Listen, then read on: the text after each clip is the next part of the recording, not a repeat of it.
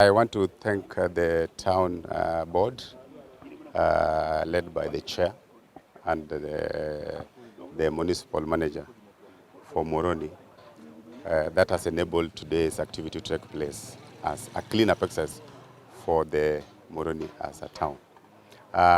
Within the departments we have, my department is key in the implementation and improvement of the status of Muhoroni as a town. One of the most important activities that must be done is to improve the road network within this town. And that's why we're here. You can see behind me a backhoe that was responsible for drainage opening and the clearing of the garbage that had been collected for transfer to the respective area where we take our garbage for value addition. I want to also mention that within this program, we are going to change the status of this town.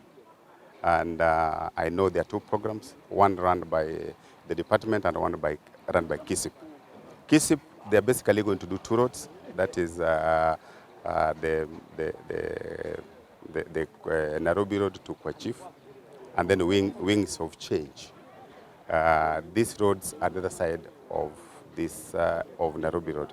They'll be done to the standard of bitumen together with caburo by the sides for people to be able to walk easily and freely towards the directions where they want to go. As a department, we have planned up and we have earmarked 3 roads to be done for improvement under the program we call Machine-Based Program. I've discussed with the town manager and we have agreed on those particular 3 roads which we are going to do. We will improve their status by way of grading them, reshaping, and graveling. And finally, we will compact them. We will also make sure that we will be able to do the drainage works. That is by installation of culverts, where culverts are needed, and also open up the blocked waterways. And this is a program which we are starting immediately. I also know that under the same improvement plans we are going to rehabilitate and repair all the streetlights we have, which are not functional. I know we have also floodlights which are not functional. We are going to rehabilitate them and repair them. We had a little bit of the process which is required in PFMA Acts in a way of following the process required to get contractors to do this work. So I can report here today that that process has been completed and the contractor is going to be on site immediately so that all the street lights can work, all the floodlights can be able to work, and our people can be able to go about their businesses until very late into the night, because we want to transform these towns into 24-hour economy. So we are starting with the steps of infrastructure, network, and also making sure that the lighting system within this town can be able to be functional. Those are some of the activities we have lined up for action. I'm called Lazarus Orengo Juma. I'm the municipal manager of Muhoroni Chemelil municipality. As you can see today, we have been, this is the 3rd exercise that we have organized. We have been having cleaning exercise to sensitize our people, where we call the community, the business community, the CSOs, everybody to join us. So this one was organized the courtesy of the board, which actually we had a very lucrative meeting last week, and we told the grassroots mobilizers to assist us. The exercise has gone very well. Some of our people, since it is a volunteer exercise, some are now going home to do their things. Some joined late, but the county government, through our office, we managed to secure some machines. Like lorries are coming, and then the backhoe has been trying to open the drainages. So our main plan is one. With the board, we want to change the face of Muhoroni. One, we want to deal with careless parking. We have to control the traffic. We have to inform. Starting this week, we have even done some notices. If you are a transporter or you own any tractor within Muhoroni, can you find a place, go and park it? If you are running a garage, we have a Juakali land for informal sector. We want you to get out of town, you go to where you should be doing your things. There are some people who are also fond of farming in the public land. From this week, we have done a notice. Anytime that we get you farming a public land without any permission, we are going to deal with you according to the law. Now going forward also, we have sat down with the board. There is no any construction or development plan going to go on within the municipality without structured approval according to the physical land use plan. We are also going to ensure that we involve people. As per the law, there's something called citizen fora, where we bring people to be stakeholders in changing Muhoroni. But above all, we are going to stop new mabati we don't want in Muhoroni. Earlier, I shared with you, we are getting a lot of donors now. Like I have the market leadership here. Last week, the governor has been pushing. We have managed to secure a modern market, which is going to be constructed here. I told you earlier, KISIP 2 is coming to implement the road networks to bitumen standard. We are going to have the water reticulations. We are going to have floodlights. So going forward, even the drainages. So going forward, the international community plus the government cannot invest heavily, and then some characters who are living with us are not going to embrace the change that we need. So those are the plans that we have. As I said earlier, the market is around 50 million. The KISIP, we have 92 million for the road networks in Shauri Yako.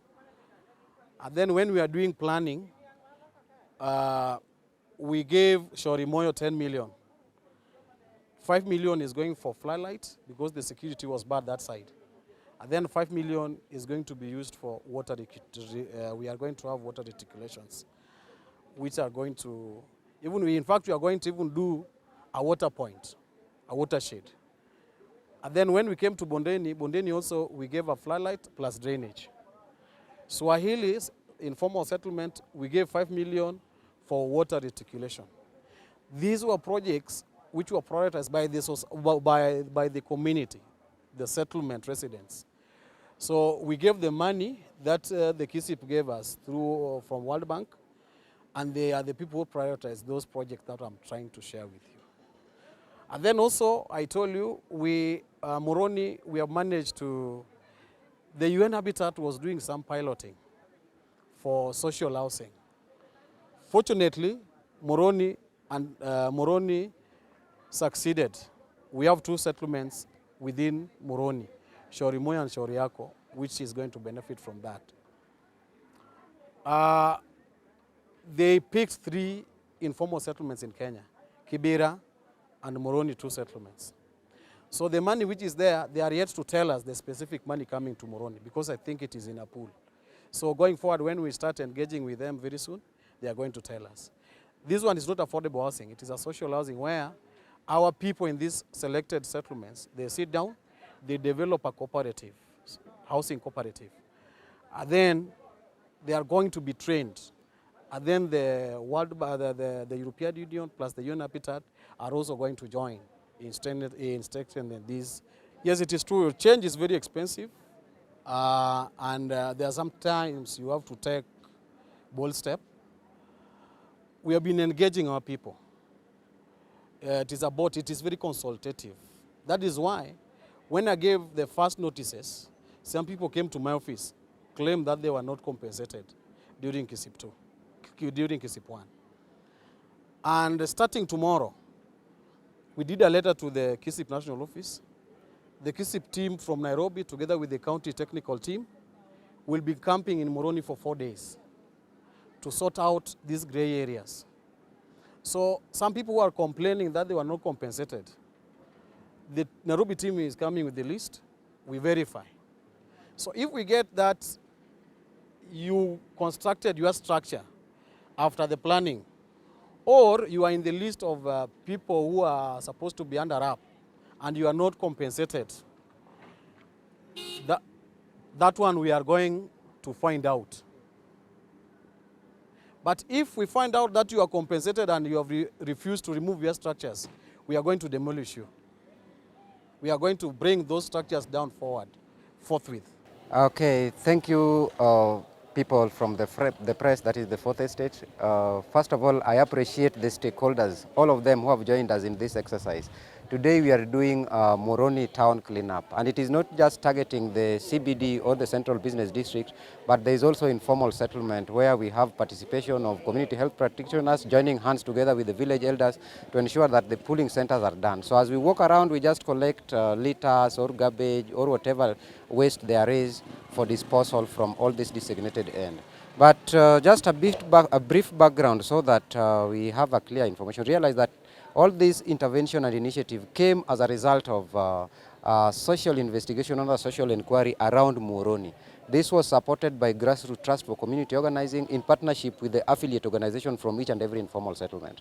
Mine was Nyayo Community Social Housing Program, and amongst the issues we identified, first of all, was unclean living environment, poor sanitation, poor housing infrastructure, in addition to maybe road network, poor drainage, and so on and so forth. So to start with and address all these things step by step, we ensured that there was a cleanup exercise around September last year. That was on 2nd of September. After this cleanup exercise, there were made declarations, and these declarations were that at least there should be a routine maintenance and cleanup of the town to ensure that we adhere to the standards expected of a municipality. Other than that, other plans are underway to ensure that other issues identified are addressed.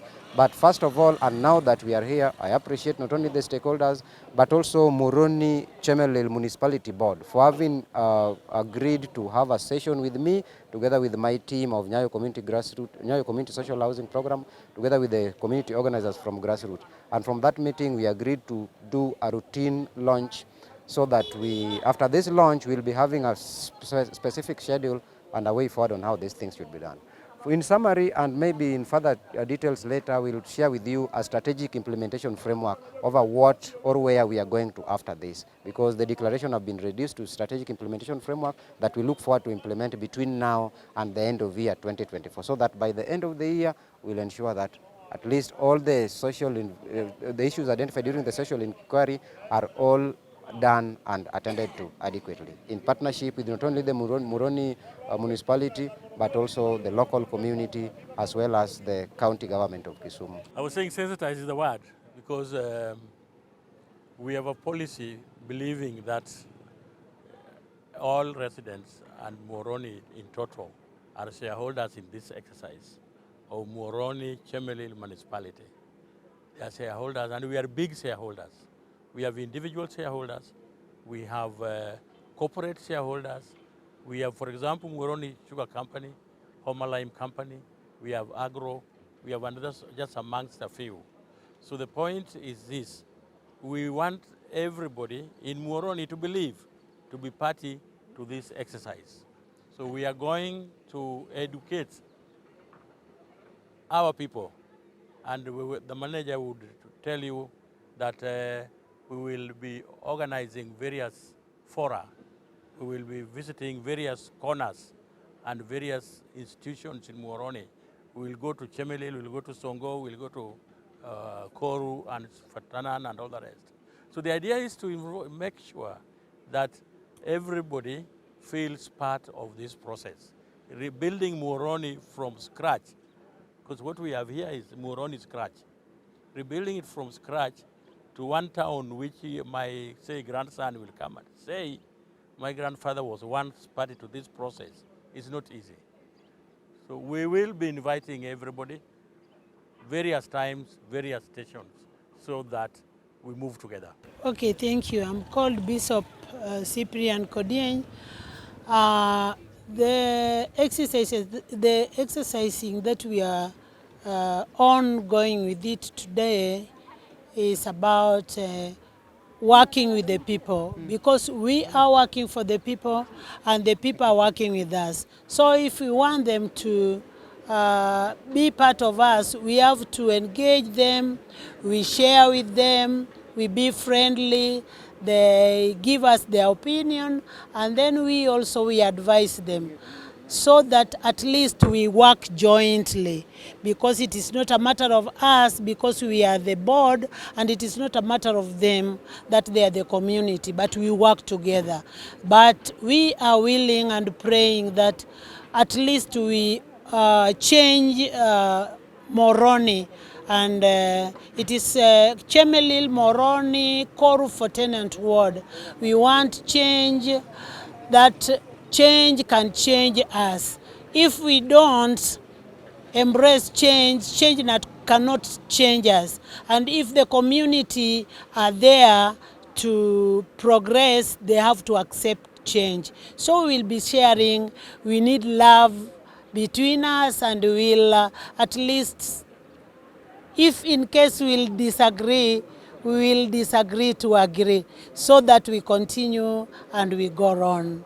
That is our wish. Mimi kama Bwana James Oya nimefurahia hii kazi ambayo municipality inafanya. Tena nimeshukuru kusikia ya kuwa tumepata modern market. Lakini ningeomba sasa hivi wanataka kujenga modern market, watuite tupatie hao maoni yetu vile tunataka ijengwe. Hiyo ndio maneno niko naye.